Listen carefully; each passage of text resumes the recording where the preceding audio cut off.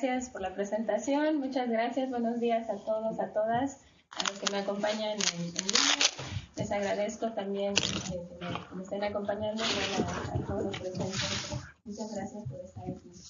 Y bueno, ya presentó el doctor Fernando Salmerón, que es mi director de tesis, la tesis, el título de la tesis. Y bueno, me voy directamente ya al contenido. Aquí empiezo con un planteamiento general de lo que trata la tesis, que es el proceso de socialización de 3 generaciones en el ejido de Moquel, Champotón, Campeche.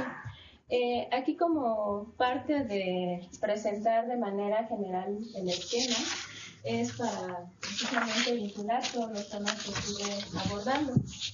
Este esquema se llama sistema de 3 cuerpos y tiene que ver con cuestiones que atienden a temas que son las complejidades y que lo que buscan es la intersección, la interconexión entre diferentes áreas y diferentes especialidades para poder llegar a comprender de manera más profunda un tema. Entonces, aquí yo tuve 3 ejes, planteé 3 ejes, que todos van a estar vinculados a través del punto general, que es el proceso de socialización. En el eje de las 3 generaciones, yo estuve viendo qué cambios, qué continuidades e incluso rupturas pude presenciar. En el elegido tal cual, porque tiene ciertas características que luego voy a abordar y a describir, pero que básicamente son que es rural, católico y que tiene una fuerte tradición migratoria. Y del otro lado, que también tiene que ver con cuestiones pues ya de su formación como ejido y de su formación como parte de lo que han transmitido generacionalmente, pues es la migración interna e internacional a Estados Unidos y cómo también tienen que ver los efectos de las políticas migratorias y también de la economía de los países que están inmersos, ¿no? Como es México y Estados Unidos. Y bueno, como objetivo general fue identificar los cambios y las continuidades en el proceso de socialización de 3 generaciones en interacción con sus familias y redes comunitarias en Moquel y sus experiencias en la tradición migratoria, la condición rural y el uso de las nuevas tecnologías. Y la pregunta que va de la mano con este objetivo general era ¿qué cambios y continuidades se observan en el proceso de socialización de 3 generaciones a partir de sus interacciones con las personas de su entorno, así como de sus experiencias en la tradición migratoria, la condición rural y el uso de las nuevas tecnologías? Entonces, como se puede ver, son los grandes temas, como en los ejes que señalé en el sistema de 3 cuerpos, que son los que van a estar llevando la temática general de mi tesis. Ubico el problema, lo que ya planteé, el tema general, dentro de lo que es el contexto de la antropología. Entonces, yo presento un método que está basado precisamente en la antropología.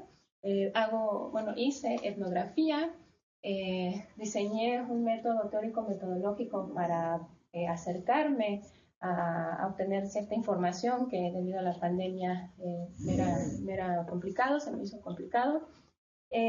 También hice observación participante, no participante, entrevistas reflexivas y bueno, todo esto fue de la mano con las interacciones constantes en el ejido, ¿no? Por eso el método tan importante. También la educación, estuve viendo cómo se desarrollaban estas ideas sobre la escuela y muy importante porque es un contexto rural que tiene características específicas y que yo considero necesario atender. El parentesco, Moquel es como una familia muy grande, entonces las relaciones familiares en el entorno son muy necesarias para el proceso de socialización, entonces estuve atendiendo hasta donde pude abarcar. En la migración vi la migración interna, la migración internacional, y bueno, es parte de su tradición, por lo tanto, tiene un peso muy fuerte en la tesis. La ruralidad, concepto yo lo utilicé para dejar de mirar solamente, por ejemplo, el campo, la milpa, sino para englobar. Y cuando hablamos de ruralidad, estamos ya comprendiendo el entorno en general, se incluye la naturaleza, lo que tiene que ver, por ejemplo, la emergencia climática, todos estos aspectos que ya igual cómo se usan las nuevas tecnologías, las redes sociodigitales dentro de este contexto, porque a veces como que seguimos romantizando el campo, como si fueran aislados y no tuvieran este uso y para qué lo usan, ¿no? Entonces ya como ruralidad se engloba la sociedad campesina, el campo, etc. Del otro lado, pues la socialización, que fue el tema central de mi tesis, los procesos, y los miré de manera intergeneracional, cómo se relacionaban en tres generaciones diferentes que planteé desde sus características. Y tuve también un énfasis especial en las infancias, vistas desde una visión no adultocéntrica. El énfasis se debió a que trabajé más esta parte del trabajo de campo con los niños y las niñas debido al contexto de la pandemia. Entonces obtuve más información muy rica y que analicé de diferentes formas, y por eso ese capítulo tiende a ser como un poquito más extenso, no sé, quizá un poco dinámico también, pero es porque por las mismas circunstancias que llevaron eso. Y bueno, hago un énfasis en los contextos, como ya mencioné, por ejemplo, lo de la ruralidad, y mirarlo en un continuum sociohistórico. Por ejemplo, mire los cambios en las infancias bueno, te voy a explicar ciertas características del ejido, pero mirarlo en ese contexto sociohistórico me llevó a una comprensión mejor de los temas, más profunda, y también pues mirar de manera diferente contradicciones y otros aspectos que a veces no vemos, ¿no? Si lo analizamos como por encima. Entonces, bueno, en la propuesta del trabajo de campo, esto que les mencionaba sobre un diseño teórico-metodológico fue que al llegar yo a hacer mi trabajo de campo, la escuela estaba cerrada, por ejemplo, teníamos que estar en la parte externa de las casas, o sea, tenía que haber un cuidado por lo de la pandemia. Entonces, tuve que rediseñar lo que yo había ya programado, pensado que iba a hacer para obtener información. Y entonces lo que hice fue, gracias a una amiga que se llama Ramona Medina en el Ejido, pude empezar a interactuar con niños y niñas en un espacio que ella llamaba la escuelita, en lo que básicamente hacía era darle asesorías a los niños y a las niñas, porque la escuela estaba cerrada y pues no había como quien los orientara, y las mamás pues habían pedido a ella le habían pedido que pues les ayudara, ¿no? Entonces yo me incluyo ahí, empiezo en el diseño metodológico en la clase con los niños y niñas de 5 a 14 años, empiezo a obtener esa información a partir de mi interacción directa. Yo daba a veces algunos temas de español, por ejemplo, entonces yo estuve apoyando también en ese aspecto. Lo otro que hice fue una participación grupal. Los niños después de su clase se quedaban como 20 o 30 minutos conmigo y nos sentábamos en una mesa y sacaban un papelito. Entonces el papelito decía, bueno, cuéntame sobre lo que más te gusta hacer, sobre cuáles son tus juguetes favoritos, sobre tu familia. Y ya ellos decidían qué querían hacer, si lo platicaban, lo dibujaban o como sea, ¿no?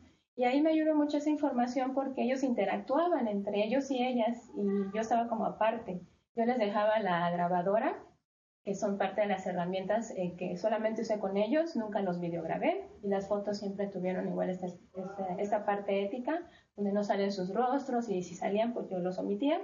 Y ahí estuvieron ellos entonces interactuando, y obtuve información muy diferente a que yo les dijera, a ver, cuéntame directamente sobre algo, ¿no?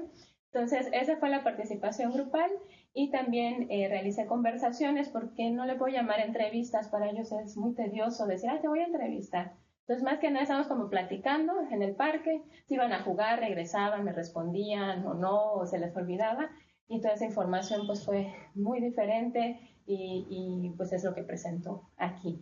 Entonces, eso fue la parte del trabajo de campo. Analicé las interacciones como en aspectos verbales y no verbales, que más adelante voy a explicar, y que precisamente tienen que ver con una de las aportaciones que hago aquí en cuanto a análisis de información, que hago aquí en mi tesis. Y la comprensión del entorno. Realicé trabajo de campo en un contexto pandémico que ofrece información sobre ese momento, esa coyuntura, y también la dificultad que es hacer trabajo de campo presencial ante ciertas emergencias, como en este caso fue una de salud. Entonces, creo que siempre es importante este aspecto, ¿no? Este punto, y por eso lo refiero aquí. Y bueno, nada más contexto. Aquí ubico al estado de Campeche en la República Mexicana. Y del otro lado está la ciudad de Champotón, que está aquí abajito. Ese es un río importante, el río Champotón, que conecta. También por ahí pueden salir en algún momento las personas del ejido. Y hasta abajo está el ejido de Mompel. Aproximadamente son 10 kilómetros de distancia de la ciudad de Champotón al ejido. Y el municipio pues es muy grande. Entonces nada más es como la distancia entre ellos. Y bueno, aquí nada más es, dentro de ya los aspectos metodológicos, presento cómo quedó conformada las generaciones. La primera, la segunda y la tercera. Fueron en total 61 participantes. Y lo que ya había mencionado del trabajo de campo, también realicé una etnografía virtual. Antes de llegar de manera presencial al campo, estuve realizando entrevistas a través de videollamadas, estuve analizando Facebook, WhatsApp, entonces, que es las redes sociodigitales que más utilizan las personas con las que luego estuve interactuando presencialmente, y obtuve información muy diversa. La información que presento en mi tesis se podría englobar en que es multimodal por todos los elementos que estoy manejando, analizando, etcétera. Es una foto de la escuelita ahí, ahí era donde estábamos trabajando, lo que les había comentado sobre participación grupal. La clase también se desarrollaba allá y la conversación era en una cuadrita después, que era donde estaba el parque. Y bueno, así presentaban lo del quédate en casa, con muy típico de ellos Moscú, para el contexto de la pandemia. En lo que refiere a mi corpus, pues tengo un acervo muy grande de todas las entrevistas que realicé a las personas adultas de la primera y segunda generación, y más todo lo que hice con los niños y las niñas en este método, ese rediseño del método. Y al final lo que hice fue esto. Saco un corpus, selecciono información de un acervo muy grande. Este término corpus lo tomo de la lingüística. Entonces es seleccionar información que es la que voy a analizar y que es la que va a servir de sustento para el objeto de estudio. Entonces yo analicé esta información con base en el análisis conversacional, en el análisis crítico del discurso y de manera general pues toda la parte multimodal. Por ejemplo, la semiótica me ayudó mucho, yo te explico eso con lo de los niños y las niñas. En cuanto al análisis, estos dos tipos de análisis son cuestiones, como mi formación es como lingüista, pues a veces era mucho el detalle, ¿no? En las palabras que hay, los verbos, el uso, el tiempo, posicionamientos, etc. ¿Sí? Entonces, todo eso lo analicé, pero al final no es lo que yo voy a presentar en la tesis, sino la interpretación. O sea, esa base muy abstracta, podríamos decir, me sirve para comprender de manera más profunda lo que las personas están diciendo, pero lo que yo presento ya es toda una interpretación en relación con el entorno, el contexto, cuándo se dijo, por qué se dijo así, etcétera, ¿no? Entonces, aquí cuando, por ejemplo, tengo todas mis entrevistas transcritas y ya en la transcripción lo que yo hacía era cortes, y lo que yo buscaba, lo que yo iba buscando, pues era precisamente los temas que ya comenté en el sistema de 3 cuerpos. Y ahí hacía yo cortes, y en ese corte yo llamaba marco de interacción a ese corte. Y son turnos de habla que voy señalando con números arábigos, donde aquí lo importante, y por eso propongo también es analizar así la información, porque a veces empezamos una conversación y nos interrumpen. Y aquello que estábamos diciendo, o lo retomamos o no, y si lo retomamos, pues ya en otro turno de habla se puede complementar esa información, entonces ya comprendemos todo, ¿no? Así era como yo trataba bueno, ese fue el punto por el cual yo hice estos marcos, para mirar como de manera completa lo que se decía. En el caso de los niños y las niñas es lo mismo, ¿no? Ellos estaban interactuando, y ahí están, por ejemplo, varios, ahí en interacción varios amiguitos, y además está el contexto de que estaban dibujando. Entonces analizo dibujo, porque ellos mismos a veces están explicando los dibujos. Ese es el punto de varios autores que yo utilizo para el análisis semiótico del dibujo, donde lo básico es, bueno, la importancia es lo que el autor o la autora dice del dibujo. O sea, ¿por qué hicieron eso? ¿Por qué eligieron eso? ¿No? Entonces, esa interpretación va de la mano con lo que se dijo. Así es como yo interpreté todo lo del corpus y analicé la información. Y ya entrando así en materia así de lleno en lo que es la conformación de la tesis, yo miré la socialización intergeneracional y aquí presento las fotos como para ejemplificar. En la foto del lado izquierdo es la primera generación en el sentido de que en los extremos está el papá y la mamá del señor que está ahí chiquito, que es un bebé, que es luego el señor Manuel. Entonces, la mamá y el papá nacieron en Guanajuato y llegan al Ejido, que es lo que voy a explicar en un momento. Y luego está el señor Manuel, que ya nace en Champotón, y luego están sus hijos del señor Manuel. Entonces, básicamente, eso fue lo que yo estuve haciendo e interrelacionando toda esta información de lo que cada una de las generaciones dijo, luego las tejí, luego analicé los temas que ya mencioné. Y estuve todo esto, hice un seguimiento en los espacios de socialización, que por eso tanto peso al contexto, donde yo mencionaba social, geográfico, más o menos manejé unos términos sobrevivido, imaginado, y esta cuestión digital para ya incluir todo lo que son las redes sociodigitales y su análisis. Y bueno, dentro de los hallazgos, la característica principal del ejido es que ellos se asientan en el ejido de Moquel, ya se llamaba así, en 1919, llegan de Guanajuato, luego de Michoacán. Se asientan porque fue donación de tierra y ya llegan, se asientan, pero traen todas estas, ya en su lugar de origen, todas sus características, todas sus tradiciones, sus creencias, y van a conformar ya este ejido con base en esto. Han pasado ya más de 50 años y se siguen vistiendo, por ejemplo, como el señor Pedro, ya tiene su vestimenta tipo estilo norteño, vaquero, como le quiera referir, y sus festividades, por ejemplo, una de las más importantes es el 25 de julio y tiene que ver con, que es la del Santo Santiago Apóstol, que es una tradición muy importante en el Valle de Santiago, en Guanajuato. Entonces, esa es una fiesta muy grande en el ejido, también por la parte de la religiosidad, que son muy católicos y no aceptan otra religión, pues también en el 24 en su tradición. Entonces, muy fuerte, muy parecida más hacia el altiplano.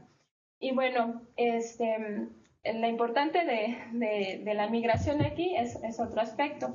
Ellos, cuando estaban en sus lugares de origen, en Guanajuato y Michoacán, ya habían migrado a Estados Unidos. Ellos ya habían hecho migración a través del sistema enganche o si no en la frontera, pero ya habían estado trabajando por estos medios y en el programa Bracero. Entonces, cuando llegan, se asientan, van a continuar con esta migración a Estados Unidos y por lo tanto ya tienen redes, ya tienen conexiones, ya tienen contactos, ya tienen una idea de lo que es la migración a Estados Unidos y por eso ya luego la pasan a la siguiente generación y esto es lo que vincula y da como esta línea generacional para ser tan fuerte en el ejido la tradición migratoria que se opone a lo que es en el lugar de champotón y lo que son champotoneros, ¿no? Entonces, bueno, también trabajan la milpa, en algún momento mucho el arroz, o sea, van como cambiando dependiendo de lo que en el contexto se esté requiriendo. Había una fábrica de arroz, entonces trabajaban el arroz, actualmente están con la caña, porque hay un ingenio azucarero en el municipio de Ceiba Playa que les compra. Entonces, parte de su economía, de lo que ellos producen, y es muy, muy fuerte. Y bueno, aquí se canceló la feria y estaban muy tristes los niños y las niñas porque no iban a tener la feria y todas las actividades. Entonces, ahí se pudo comprobar lo importante que es para ellos continuar con sus tradiciones, ¿no? En ese caso. Y me sigo entonces para la explicación con los hallazgos. Aquí lo que yo presento es la división, puse 1, 2 y 3 para ir contrastando. En el capitulado, lo que yo tengo en la primera parte, todo el primer capítulo es marco teórico-metodológico. En el segundo, yo hice un análisis sobre este asentamiento, o sea, es una cuestión sociohistórica de cómo llegaron, cuáles fueron las dificultades, también incluyo lo que ellos y ellas dicen sobre este aspecto de cómo vivieron ese contexto. Y ya de ahí, el capítulo 3, 4 y 5 lo voy a enfocar en cada una de las generaciones y sigo un hilo conductor que eran los espacios que mencioné hace un momento. Entonces, aquí está los resultados, capítulo 3, 4 y 5, de estas presentación de lo que yo vi en cada una de estas generaciones, porque el capítulo 6 voy a tejer toda esta información, y contrasto y veo qué dijeron cada uno y qué decían, ¿no? Para poder tener mayor información más profunda. Y ya de ahí pues ya cierro con las reflexiones finales. Entonces, en esta primera, lo que yo abordé fue cómo se consolida este asentamiento, porque no todas las familias que llegaron, que era un requisito que llegaran y se asentaran cierta cantidad de personas, no todos los que llegaron se quedaron. Muchos se fueron a otros ejidos, algunos a la ciudad de Champotón. Entonces, ya hasta que pasan ciertos años, aproximadamente unos 8 o 10, se va a asentar. Entonces, ya se va a conformar lo que yo voy a denominar la sociedad moqueleña, porque se opone muchísimo a la sociedad de Champotón y en general a Campeche. Entonces, hay como esta oposición y también va a terminar en una resistencia por parte de los que llegan de fuera, que va a hacer que se mantengan con sus ideas, simbolismos, etcétera, de sus lugares de origen. En la segunda generación, pues ya está consolidada esta sociedad moqueleña, se basa en estereotipos, o sea, ya son los hijos e hijas que nacen en Champotón, no todos nacen en Champotón, ya algunos llegan pequeños, pequeñas, que son de Guanajuato, y aquí ya lo que va a pasar es esto, ¿no? Ellos se consolidan esta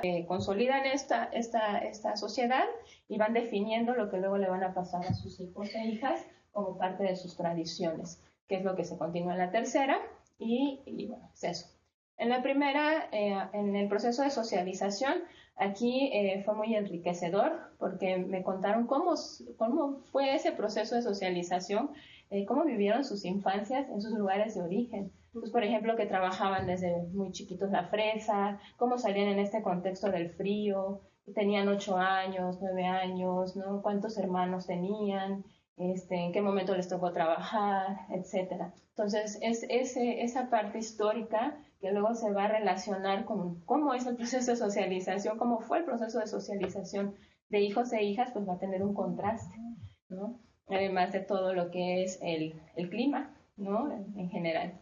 Entonces, se sigue este proceso marcado por división de géneros en la segunda, y lo que yo hice en la tercera pues fue mirar este proceso desde una visión no adultocéntrica, desde la agencia, desde lo que los niños y las niñas piensan, sienten, experimentan, y no desde lo que los adultos, las personas adultas u otros niños o niñas opinan de ellos, ¿no? Sino mirados, bueno, los miré desde un entorno, en su entorno, en su contexto, pero sí con un énfasis en lo que ellos y ellas estaban diciendo. Aquí en el otro punto es también cómo ellos perciben, cómo socializan. O sea, también fue desde ellos y ellas, desde las personas adultas de la primera generación, es cómo socializa a mis hijos y a mis hijas. ¿Por qué eso, no? ¿Por qué la escuela es importante? ¿Por qué no? ¿Por qué sí? ¿Por el campo, etcétera? Y luego cómo la segunda me da su perspectiva sobre cómo socializaron a sus hijos e hijas, cómo los estaban socializando en ese momento. Y en la tercera, lo que mencioné hace un momento, ¿no? Cómo se da toda la socialización en general con otros niños, otras niñas, hermanos, hermanas mayores, con primos, primas, o sea, no solamente es hogar, familia, casa y así como en chiquito, ¿no? Sino es todo el contexto. Y en el caso de Moquel mucho más porque es como una familia grande, como había dicho, se conocen mucho, ¿no? Son parientes, entonces fue como mirarlo así en algo más extenso. Aquí en la otra parte observé, analicé las perspectivas sobre la escolarización. En la primera era la idea, ¿no? Hay que estudiar para que no se dediquen al campo porque ellos habían estado trabajando el campo y desde muy pequeñas y pequeños. Entonces ya es la idea, no hagan eso, ¿no? O sea, ya vean otras formas. Sin embargo, es complicado para la segunda generación. Estudiaron más, sí, en Moquel hay preescolar, primaria y secundaria, pero como para estudiar prepa hay que salir, se dificulta. Y cuando llegan a la secundaria es cuando empieza la migración a Estados Unidos, porque lo ven menos, o sea, más, no podría decir fácil, pero más viable para el contexto, porque si siguen estudiando es gasto, es mejor migrar para empezar a trabajar y obtener ingresos. Ese es el contraste. Entonces, empieza así, o sea, la idea era que no estuvieran trabajando en el campo, pero lo suelen hacer, y ya después juntan cierta cantidad de dinero y es cuando se da la migración. Perspectiva de la segunda generación es lo mismo, ¿no? Quieren darle a sus hijos e hijas estudios para que no trabajen en el campo, para que salgan como de ese contexto, y eso ya va variando, ¿no? Es un poco diferente, además lo estuve percibiendo todavía en que estaban en primaria, algunos ya los estuve viendo en preescolar y en secundaria, y sería ver qué pasaba después. Y bueno, lo importante también en la tercera generación en este aspecto es que se reconfiguró toda la percepción sobre la escuela por la pandemia. Desde lo que me dijeron niños y niñas, había un abandono escolar muy fuerte, mucha desidia, por ejemplo, ¿no? Me decían, es que el maestro llega, nos deja algo y se va y no lo volvemos a ver en todo el día. Entonces, esa visión de la escuela era, ¿para qué sigo estudiando? Si no le importa al maestro, y además ellos me decían que los maestros nos deben cuidar, no nos cuidan. Y también había violencia todavía, les pegaban con las reglas, o sea, todos esos aspectos, hay un descuido en general como de la escuela rural. Y eso es y además se reconfigura la idea por la pandemia, dejan de ir a la escuela y dicen, bueno, pues mejor trabajo, ¿para qué sigo estudiando? Y hay ese tipo, no sé, olvido, que no se ha abordado la escuela rural, ¿no? Sobre el catolicismo, pues hay reglas morales muy fuertes, ya había mencionado algunas, y esto se lleva de una generación a otra. Las reglas morales en la segunda generación pues van más apegadas al género, cierta forma de vestir, ¿no? En las mujeres, por ejemplo, ahí hay mucho calor y por lo general las ves con pantalones de mezclillas y blusas, así sea como algo más globalizado, estándar, pero contraste con, por ejemplo, champotón, pues los shorts, las faldas, ¿no? Otro tipo más de vestimenta, incluso piles o algo por el calor, ahí no, o por lo menos no tan común. O sea, está más apegado a otros aspectos que tienen que ver con el género.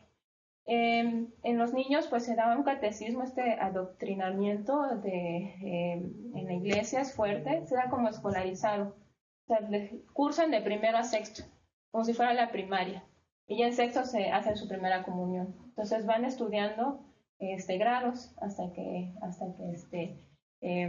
pues ya se tienen su primera comunión como una graduación. Y lo que había dicho sobre la participación de las festividades religiosas, hay una fuerte una fuerte idea sobre lo que es el catolicismo y la necesidad de estar participando y que los vean y hagan su primera comunión, y esa presencia la tienen ya muy, muy internalizada los niños y las niñas.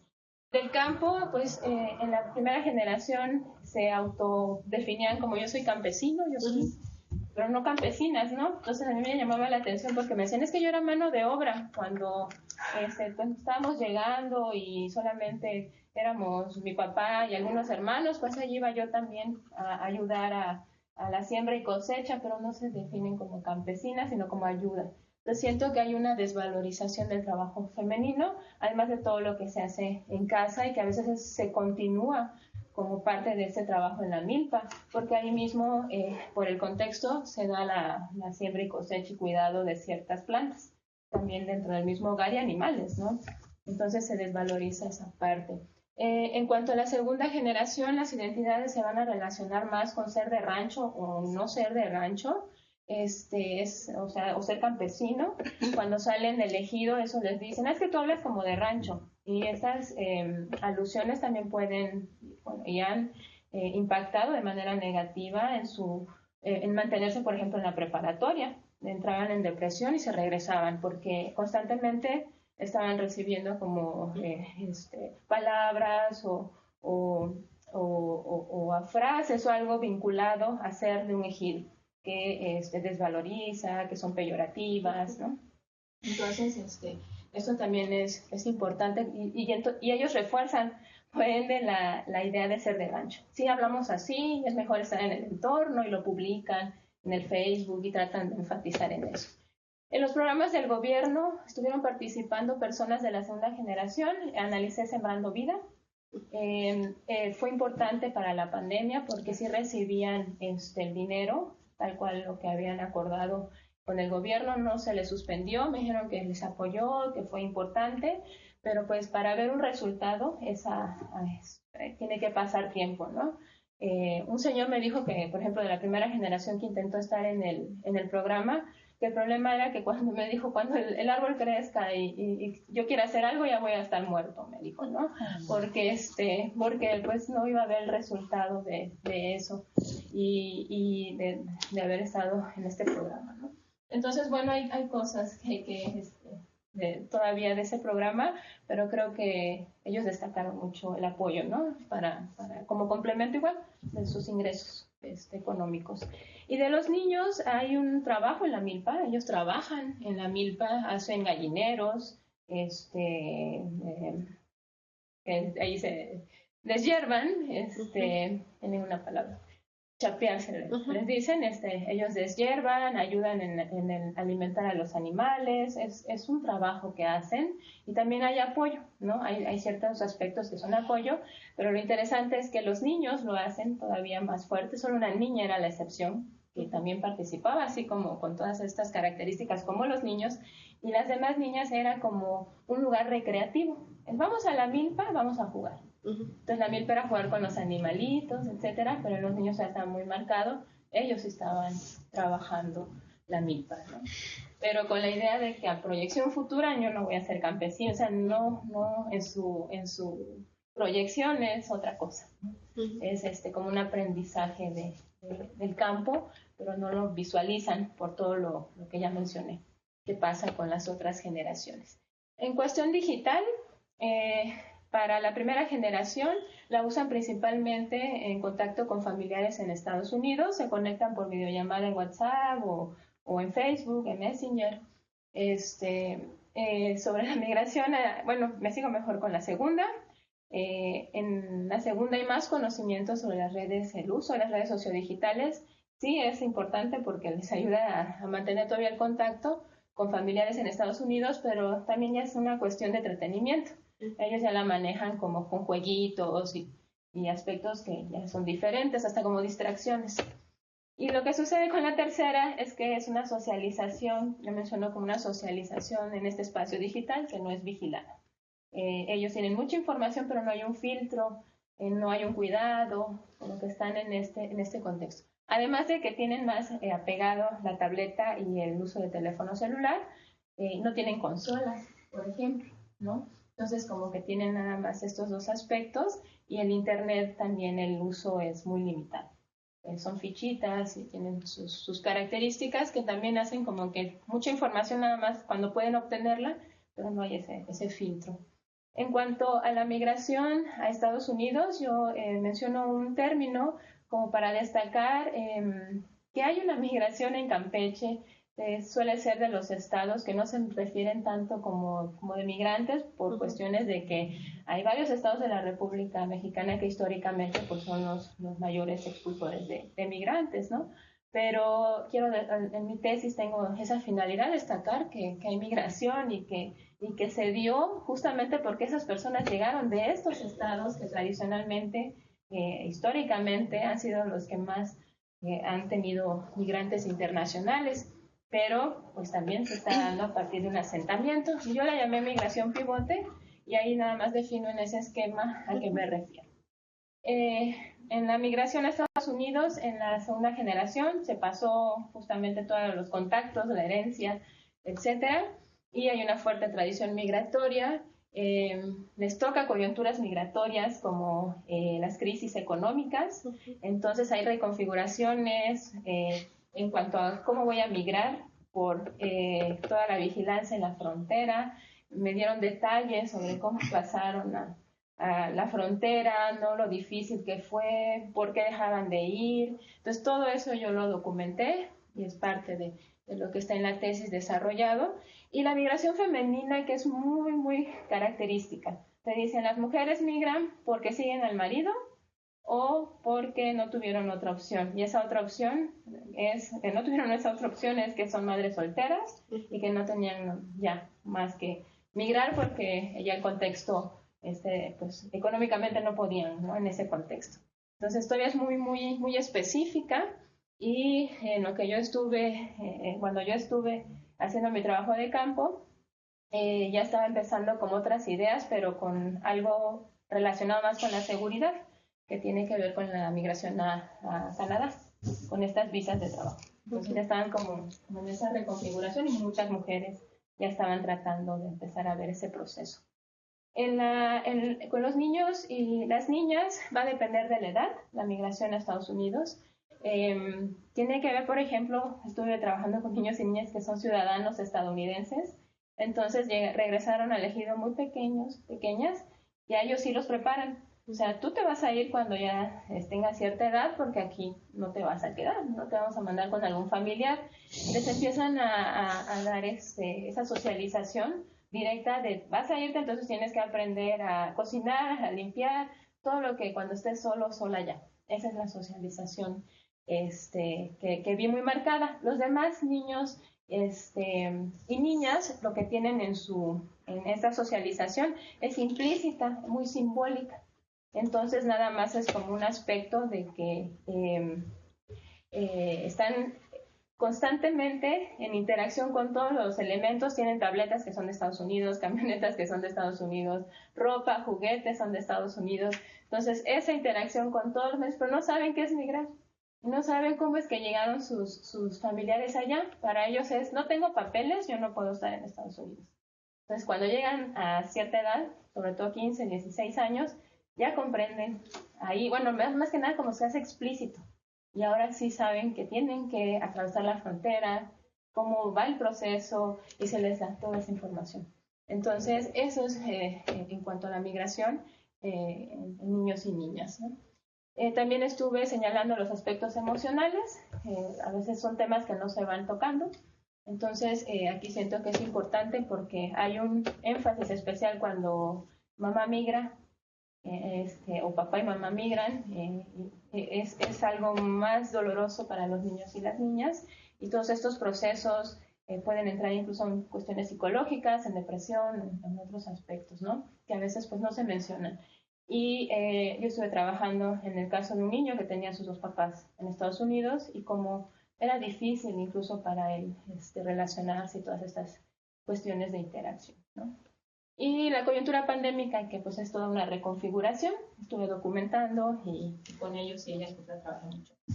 Ya para ir cerrando lo que mencionaba el capítulo 6, hago todo un tejido y destaco algunos temas, pero que básicamente ya mencioné. En ese esquema, por ejemplo, es el proceso de socialización, es como la manejo como implícita con todo lo que comenté, y explícita, que es cuando tiene la ciudadanía, pero que en general siempre están relacionados con esos elementos y son simbólicos, pero no son conscientes, ¿no? Hasta en las videollamadas están con sus tíos, tías, hasta que cierta edad es que casi como tengo que emigrar, ¿no?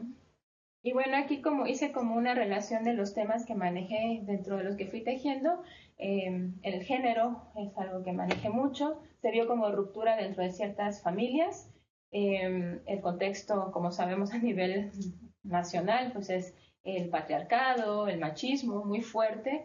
Había mujeres que no las dejaban estudiar precisamente o salir del ejido por ser mujeres. Entonces hago todo un análisis de lo que ahora las niñas, y que también tienen que ver las redes sociodigitales, ya se han cuestionado, ya dicen yo sí voy a estudiar, empiezan como a plantearse otras maneras otras experiencias de vida diferente a lo que se ha ido marcando, ¿no? Entonces el género fue algo que estuve trabajando, la ruralidad, entretejí todos estos símbolos, en general es vestimenta. La comida es muy importante, comen todavía como sus comidas tradicionales, Guanajuato y Michoacán. Casi no saben cocinar pescado, no comen casi mariscos, etcétera, ¿no? Entonces, todos esos son su variante lingüística. Todavía en el habla se nota que no son de allá, y está como cerrado, elegido. Entonces, como un contraste muy fuerte, muy evidente, y que han pasado los años y son visibles, ¿no? Y los niños y las niñas en la tercera generación lo siguen reproduciendo. Entonces, bueno, esa es como la parte ya general. Y las reflexiones finales, pues, es que analicen la información con base en el análisis conversacional y crítico del discurso, el análisis semiótico, la aplicación de las estrategias metodológicas que yo creo, también considero, y como parte de lo que la doctora Marta igual me comentó, es que puede ser replicado, ¿no? Lo manejo también como algo que es teórico metodológico que podría replicarse. Documenté la historia del ejido, no hay documentos, es algo que voy a devolverles como parte del agradecimiento y de todo lo que me ayudaron y me apoyaron cuando estuve con ellos y con ellas. Documenté en ese momento tan especial, tan difícil, tan importante también de la coyuntura pandémica, entonces es como un granito más, una visión más de todo lo que estaba sucediendo en ese momento, pues a todos y a todas nos afectó. Y la parte del contexto rural, como ya mencioné, el olvido de las escuelas rurales, esa socialización que va a ser rural versus la urbana, ¿no? Que a veces igual hay un énfasis, ¿no? Entonces es específicamente aquí rural, en la escuela, dentro de este contexto, la familia, dentro de este contexto, la sociedad, pues todo va a ser muy diferente, ¿no? Y se tiene que comprender así de manera interrelacional, o sea, es la parte económica, política, discursos, etc. Y bueno, también estuve observando, hice un análisis sobre la pobreza extrema, dependiendo de las becas y apoyos que que se les habían dado, otras que se dejaron de dar. También me dan sus puntos de vista sobre este aspecto y cómo se ha mantenido esta línea desde la primera generación de pobreza extrema y a pobreza, este cambio y por qué. Las desigualdades en general, las desigualdades sociales que llevan a una comprensión de su entorno como atraso, ¿no? Que es algo que también nacionalmente se maneja en el campo, como algo de atraso en lugar de valorar y de tratar de comprender, ¿no? Que hacia la emergencia climática que estamos viviendo, pues son lugares que necesitamos y que es algo que podría ayudarnos a mejorar.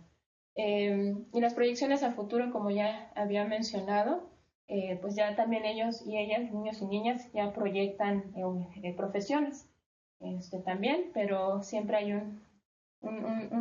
una diferencia entre lo que la escuela le da, por la desidia y todo lo que mencioné, a cómo se proyectan y la familia. Entonces es algo relacionado, complejo y se va desarrollando así en una red. Y las identidades se reconfiguran constantemente, también cuando migran, ya traen otras ideas y tiene que ver con otros aspectos. Y bueno, considero que hay una contribución en los estudios sobre la migración interna e internacional a Estados Unidos, porque se ve desde este contexto, desde lo que ya había mencionado, y con esto yo creo que se pueden comprender otras dinámicas migratorias. Y bueno, yo creo que cierro ahí. Gracias, muchas gracias por su atención y por la compañía. Gracias.